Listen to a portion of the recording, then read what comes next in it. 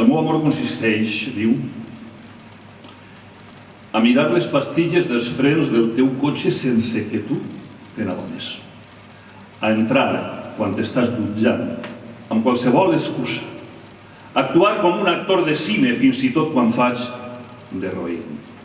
A fer-te saber com que m'agrada l'olor del gesmil i obligar-te a olorar-lo cada vegada que t'ho dic. Ampliar totes les teues fotos.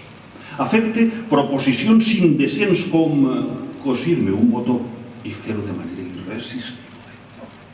A celebrar els teus aniversaris encara que a tu et sàpiga mal. A clavar-te mà, sense demanar permís, sense cap dret, amb la teua inestimable col·laboració.